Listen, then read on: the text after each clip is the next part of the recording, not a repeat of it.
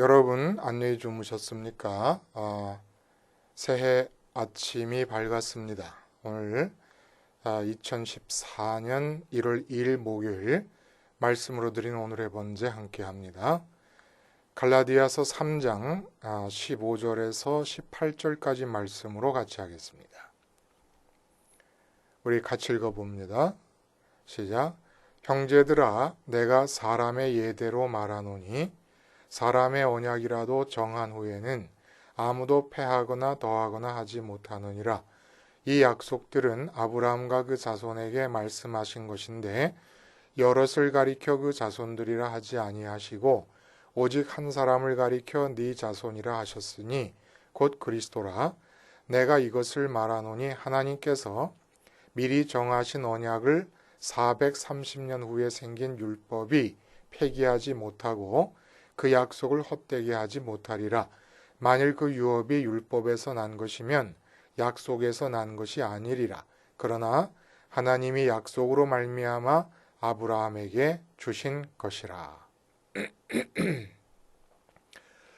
네, 오늘 우리가 함께 읽은 말씀 중심으로 무거운 머리와 가벼운 머리라는 제목의 하나님 말씀 증거합니다. 무거운 머리와 가벼운 머리. 어느 그 의사 선생님이 적으신 글 속에서 이런 내용을 읽었습니다. 목 디스크가 걸린 환자의 고백을 적으셨는데 그 목 디스크가 걸린 환자의 고백이 뭐냐면 머리가 이렇게 무거운지 처음 알았다라는 것입니다. 머리가 무거워서 도대체 그 머리를 받쳐 들고 다닐 수가 없다는 거예요. 목 디스크가 걸린 뒤로. 여러분, 사람의 신체상의 머리 무게가 3kg에서 5kg 정도 된다고 합니다. 그러니까 이게 한 4, 5kg 정도 된다 그러면 만만한 무게가 아니에요. 여러분 한번 생각해 보세요. 1리터들이 물병 있지 않습니까? 그 1kg일 거예요. 그 1리터들이 물병을 한 예를 들어 4, 5개 쟁반에다가 담아가지고 그 쟁반을 손으로 받쳐 들고 있다고 생각해 봅니다. 몇 분이나 들고 있을 것 같습니까, 여러분? 몇 분 못 있어요, 팔이 아파서. 근데 잠잘 때 빼고 나면은 거의 모든 시간 하루 종일 우리는 이 머리를 몸 위에 이렇게 달고 다니지 않습니까? 그러면서도 이 머리 무게를 전혀 못 느끼잖아요. 그거 신기해요. 그렇죠? 그냥 달고 있는 거지 누가 머리가 무겁다고 생각하는 사람 별로 없잖아요. 근데 이게 목 디스크가 걸리고 나면 그렇게 무거울 수가 없다는 거예요. 당연하죠. 이 두 팔로 5kg을 들고 있어도 5분을 들고 있지를 못할 텐데 어떻게 이게 하루 종일 들고 몸이 받쳐 들고 있을 수가 있겠습니까? 심각한 얘기죠. 여러분, 모든 인간의 몸으로 이루어지는 그 행위의 생물학적인 기초는 머리입니다. 머릿속에 뇌예요, 뇌. 그렇죠? 중추신경과 말초신경을 통해서 행동이 나타납니다. 뇌의 구조도 복잡해요. 웬만큼 공부하지 않으면 잘 모를 것 같아요. 신경을 전달하는 물질이 있어서 뇌 전달을 하는데 그 뇌도 후뇌, 중뇌, 전뇌가 있고 되뇌, 피질이 있고 모르겠어요. 복잡해서. 근데 우리에게 필요한 기초 지식은 뭐냐면 사람의 신체를 통해 나타나는 모든 행위는 어떤다? 머리뼈 안에 들어있는 뇌로부터 시작되는 것이다 라는 겁니다. 그래서 우리가 머릿속이 복잡하다, 머리가 요새 무거워 이런 말 하지 않습니까? 그 왜 머리가 무겁습니까? 행동을 해야 되는데 이렇게 행동을 해야 될지 저렇게 행동을 해야 될지 모르겠고 또 아니면 하나의 행동으로 정해졌더라도 그 행동을 해야 되는데 행동을 하지 못하고 있어서 또 무겁습니다. 그러니까 머리의 무게가 인생의 부담과 비례합니다. 삶을 살면서 짐을 지고 살고 그 짐에 대한 부담감을 느끼고 있지 않습니까? 그 부담감은 머리 무게와 비례한다는 얘기예요. 그러니까 머리가 가볍지 않으면 삶이 가뿐하지 않습니다. 머리가 무거우면 삶이 물먹은 솜처럼 한없이 처지고 무거워질 수밖에 없는 거예요. 근데 인생의 모든 사람이 거의가 다 물먹은 솜처럼 무거운 머리를 가지고 살아갑니다. 그 이유가 있다는 거예요. 괜히 무거운 머리로 살고 있는 게 아니라는 겁니다. 그래서 새해에는 좀 가벼운 머리로 가뿐하게 살아갔으면 좋겠어요. 어떻게 그렇게 가벼운 머리를 가지고 가뿐하게 살 수가 있느냐? 여러분, 이 뇌 속으로 생각이 주어져서 행동이 나타나잖아요. 그렇죠? 이 뇌 속에 주어지는 생각을 따라 행동이 나타나는데 이게 여기서 가벼운 머리와 무거운 머리가 결정이 된다는 겁니다. 그러면 가벼운 머리는 어떻게 해야 가벼운 머리가 되고 가벼운 머리가 될 때 행동도 가뿐하게 나타나고 삶도 가뿐해지고 인생에서 짐이 하나도 부담이 되지 않은 거예요. 가볍게 되는 겁니다. 그래서 무거워하고 수고하고 무거운 짐진 자들아 다 내게로 오라 주님이 쉬게 하시겠다 그러잖아요. 그 말이 진실되신 말씀입니다. 머리가 가벼워지면 인생이 가벼워지고 짐이 가벼워집니다. 머리가 가벼워지면 행동이 날듯이 가볍게 나타날 수 있습니다. 머리가 무거워지면 인생이 무거워지고 행동이 무겁습니다. 자, 그럼 어떻게 가벼워집니까? 우리 마음으로 제일 먼저 하나님을 모셔드리면 마음이 가벼워집니다. 마음이 기뻐집니다. 그러면서 그렇게 마음속으로 들어오신 하나님께서 우리 뇌에다가 생각을 넣어주시는데 당신의 생각을 넣어주십니다. 하나님의 생각이 우리 뇌 속으로 들어오잖아요. 그러면 행동이 가벼워져요. 왜냐하면 하늘에 계신 하나님의 생각이기 때문에. 반면에 우리가 땅에서 좋다고 여겨지는 것들을 마음에 담지 않습니까? 그러면 그것과 연관되어져 있는 이 땅에서 굴러다니는 생각을 뇌에 담게 됩니다. 마음에 좋다고 여겨서 받아들인 그것들을 실제로 내 손에 쥐기 위해서 이 땅에서 그것을 얻기 위한 방법론으로 돌아다니는 생각들을 머릿속에 집어넣고 있게 되는데 이때 땅에서 주순 것 생각들이 인생을 무겁게 만듭니다. 예를 들어 성공하는 사람들의 7가지 습관이다. 우선 7가지 습관을 만드는데 성공하기가 어려워요. 그 습관을 몸에 익혀서 인생을 성공적으로 꾸려가기가 어려운 것이 아니라 습관 자체를 익히는데 성공할 수가 없습니다. 7가지 습관을 무슨 수로 습관을 드립니까? 무겁습니다.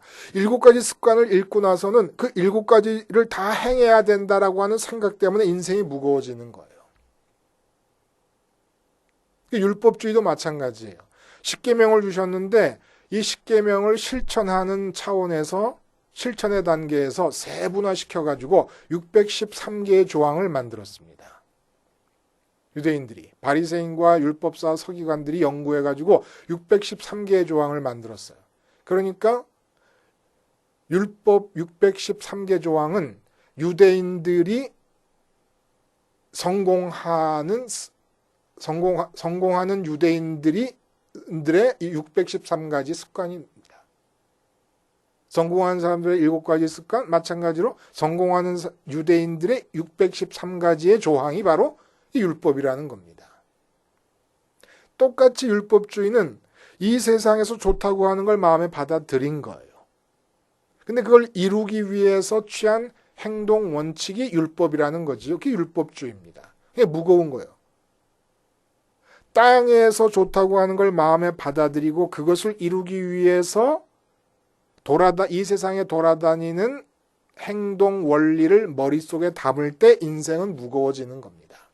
자식을 마음에 받아들였어요. 그럼 자식을 잘 키우고 싶잖아요. 그러면 이 자식 교육법에 대해 이 세상에 돌아다니는 생각을 머리에 담습니다. 그러니까 이 세상에 굴러다니는 생각들이라는 거는 중력을 받아서 무거워지고 있는 것들이거든요. 그냥 그걸 머릿속에 집어넣으니까 무거울 수밖에 없는 거예요, 인생. 뭘 해야 되나? 어떻게 해야 되나? 이러느라고 인생이 무거워가지고 하나도 못하고 맙니다. 실제로는. 해야 된다는 강박관념에 짓눌려 살 뿐이지 실제로 가뿐하게 할 수 있는 게 아무것도 없는 거예요. 중요한 포인트는 뭡니까?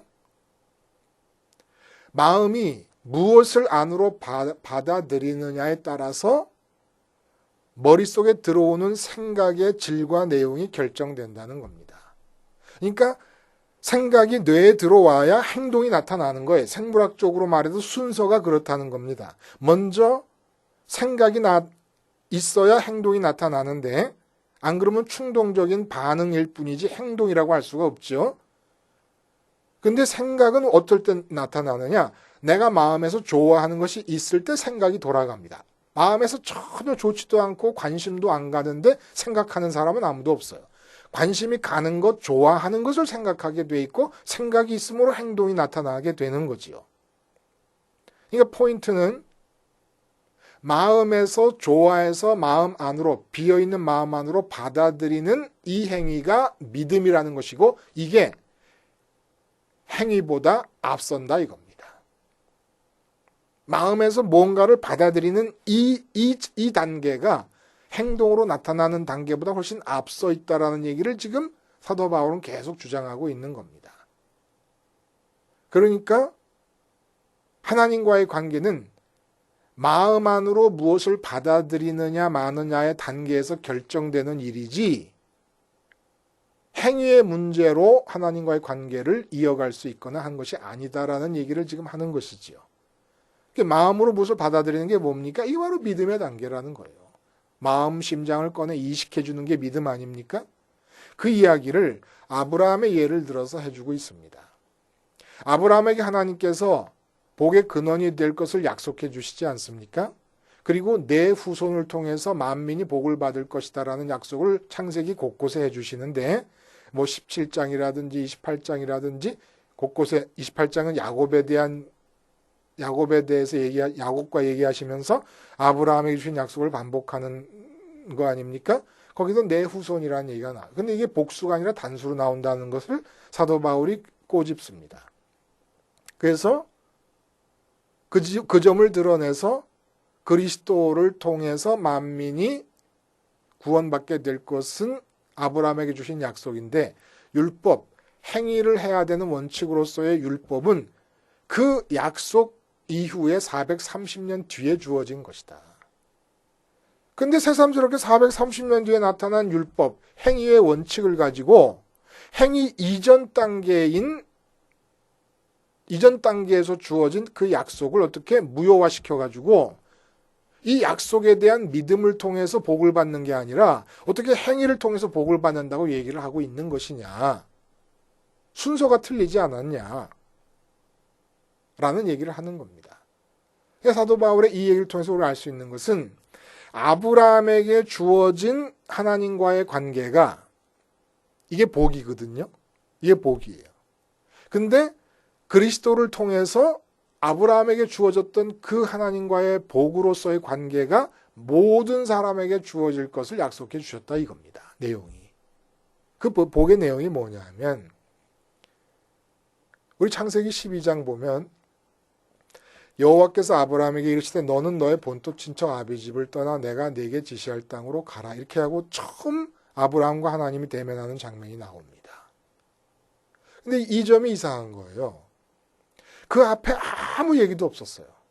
그러니까 아브라함과 하나님은 전혀 그 전에 창세기 12장 1절에서 만나는 이 장면 이전에는 아무 관계도 없다가 창세기 12장 1절 일광경에서 불쑥 하나님이 나타나셔가지고 생면부지에 하나님이 아브라함에게 가라 한다고 아브라함이 곧바로 떠났다 이렇게 이해할 수 있는 겁니까? 아니라는 거예요. 12장 1절에 나타나기 이전에 하나님께서 아브라함에게 당신 자신을 계시하셨고 관계를 갖고 있었습니다. 그러지 않고 갑자기 나타나가지고 하나님이라는 말도 모르고 아무것도 모르는 그런 상황에서 떠나라 한다고 떠났습니까? 이거는 인격적인 관계가 형성이 될 틈이 없지 않습니까? 변화산에서 베드로가 예수님의 영화로운 모습을 보고 홀딱 반해도 이미 1년 반 이상은 2년 가까운 세월을 예수님과 함께 지낸 뒤입니다. 인격적인 관계가 전제되어 있는 것이에요.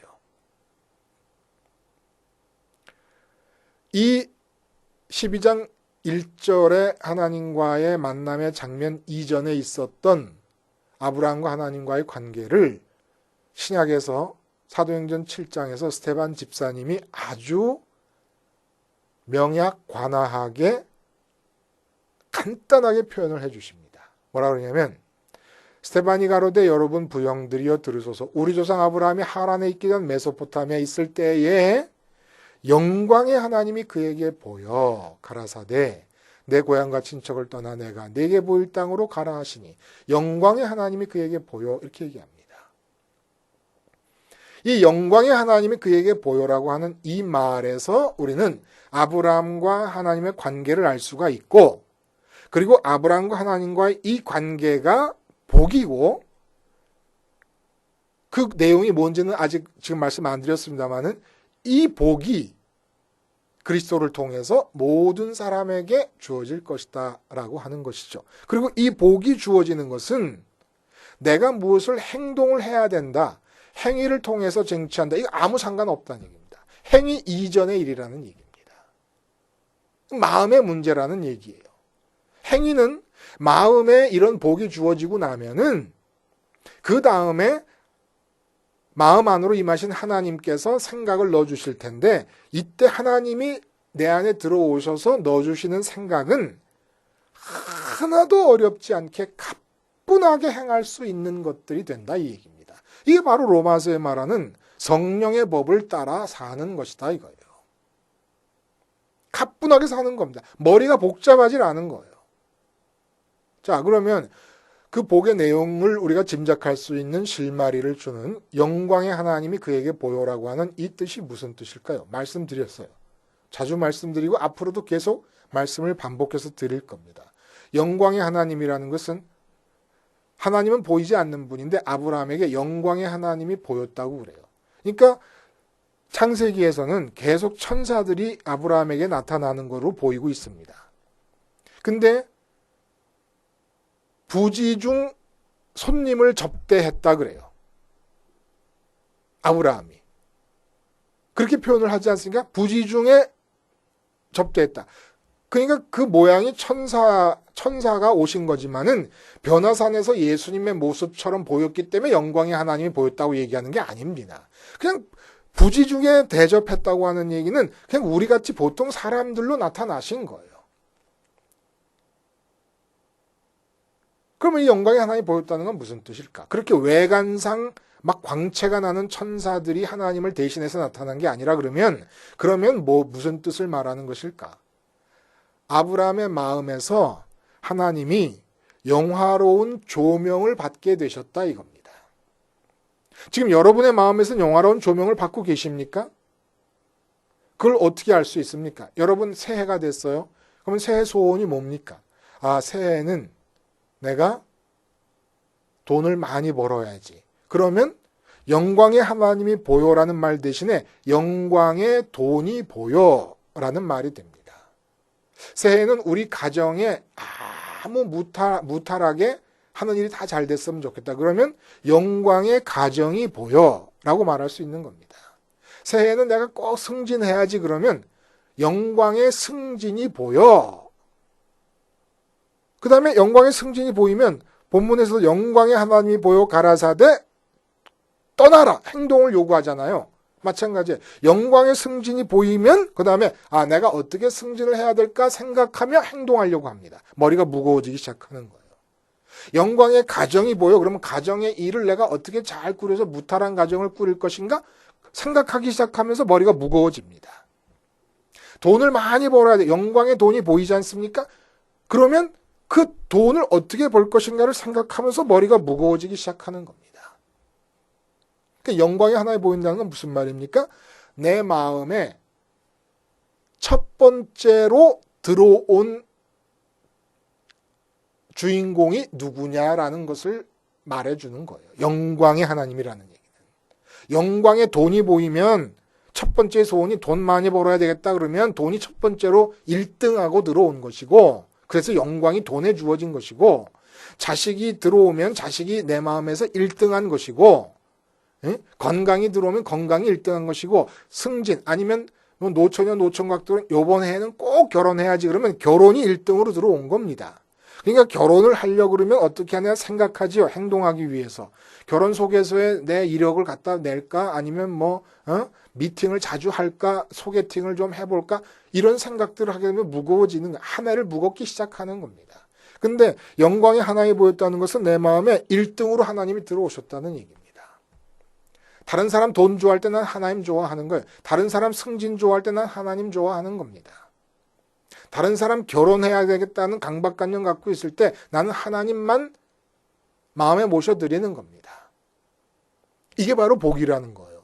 그리고 그리스도를 믿게 될 때 주님이 십자가에 달려 돌아가신 사건을 내 사건으로 내 마음에 바라보며 재현하게 될 때, 내 앞에서 재현되는 사건으로 내가 받아들일 때, 이 세상에서 좋은 모든 것들이 다 내 마음에서 떠나버리고 하나님이 1등하셔서 아브라함과 똑같이 내게 영광의 하나님이 보여라고 말할 수 있게 된다는 겁니다. 그렇게 보이잖아요? 그러면 가라사대 이렇게 해라 저렇게 해라 하는데, 그때는 이제 율법과는 다르게, 율법은 내 바깥에서 주어진 명령 아닙니까? 근데 내 안에 하나님이 들어오셔서 영광의 하나님이 내 마음에 보여서 하나님이 내 안에 들어오시게 돼서 하나님이 가라사대 하는 얘기는 내 생각과 내 생각의 주머니 안으로 들어오는 하나님의 생각이니까 가뿐하게 행해지는 겁니다. 그러니까 613개의 조항을 이루기 위해서 무거운 짐을 지고 다닐 필요가 없다는 거예요. 성공하는 사람들의 7가지 법칙을 수행하고 7가지 습관을 몸에 익히느라고 애쓸 필요가 없다는 얘기입니다. 하나님을 모셔드리면 하나님께서 내 속에서 내 생각 속에다가 가라사대라고 말씀하고 계시니까 그 생각이 내 생각 안으로 들어와서 움직이는 것이 가뿐해질 수 있다는 겁니다. 이게 안 되는 이유는 여러분이나 저나 다 하나님이 영광의 하나님으로 보이지 않고 있기 때문에, 다시 말해서 내 마음에 하나님이 항상 1등으로 들어와 계시고 있지 않기 때문에. 그래서 사도 바울이 날마다 죽는다는 얘기는, 말을 바꾸면 날마다 영광의 하나님을 보고 하루를 살았다는 얘기예요. 머리가 가벼워지는 겁니다. 머리가 가벼워지면 어떻게 되는 줄 아십니까? 머리가 가벼워질 수 있는 길은 오직 한 가지 길밖에 없잖아요. 하나님이 내 마음에 영광의 하나님으로 보이는 겁니다. 내 마음에 1등이 되시는 거예요. 1등에게 영화로운 조명이 주어지는 거 아닙니까? 2, 3등에겐 조명이 안 주어져요. 기자들이 사진 찍을 때 금메달리스트를 중심으로 사진을 찍습니다. 그러니까 내 마음에서 하나님이 1등에서 들어오시면 하나님의 생각이 들어오잖아요. 그러면 모세 같아지는 거예요. 사도 바울 같아지고 베드로 같아지는 거예요. 내 힘으로 사는 게 아니니까. 하나님의 생각은 하나님의 힘으로 수행되어지고 실천되어집니다. 율법주의는 율법조차도 이 세상에서 내 마음에 1등으로 들어온 것들을 위한 방법으로 동원을 하게 되니까 이게 완전히 하나님이 주신 율법임에도 불구하고 인간적인 생각으로 바뀌어버리는 거예요. 인간적인 원칙이 돼버리는 거예요. 세상 것을 얻기 위한 방법론으로 동원되니까 무거운 거예요. 무거운 거예요. 자, 새해에 이루고 싶은 게 무엇입니까, 여러분? 이것저것 많지요. 많다 보니까 생각이 많아지죠. 계획이 많아지고 무겁습니다. 왜 그렇게 또 무겁게 시작하세요?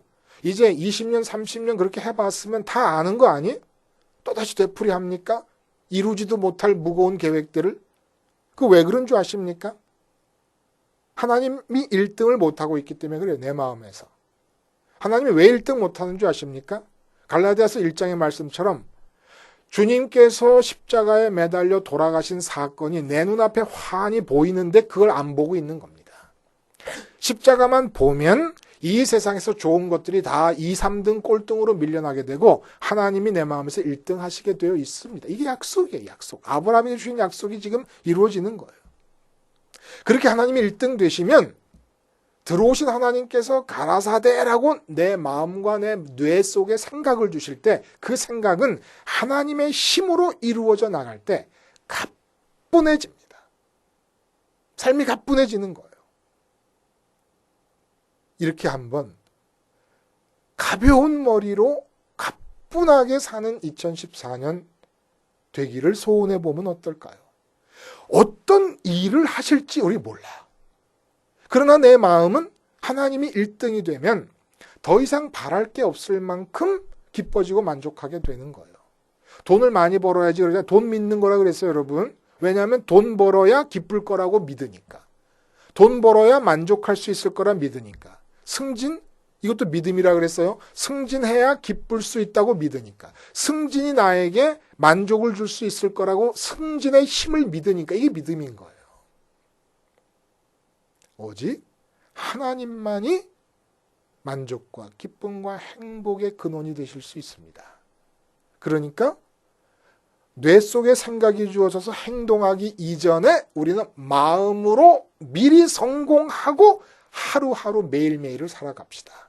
그러기 위해서 제로원 복음 방송도 1년 내내 여러분의 교회에 대배가 있는 대배나 대배에 준하는 예배가 있는 날을 제외하고는 1년 내내 여러분에게 말씀을 전할 거예요. 아침마다. 왜? 가벼운 머리로 이미 마음에서 성공한 자들이 되어서 하루를 가뿐하게 사실 수 있도록 하기 위해서 가벼운 머리에 한 해가 되시기를 바랍니다. 말처럼 뛸 수 있어요. 말처럼 지치지 않고 뛸 수 있습니다. 행동도 그렇게 할 수 있다는 거예요. 기도하시겠습니다. 아버지 하나님, 아브라함에게 주신 약속이 주님의 십자가 사건을 통하여 내 것이 되는 이 복을 새해에는 매일같이 누리게 하셔서 가벼운 머리로 하나님에 의해서 주어지는 생각을 따라 말처럼 가볍게 뛰며 살아가는 한 해가 되게 해 주시옵소서. 예수님의 이름으로 기도하옵나이다. 아멘.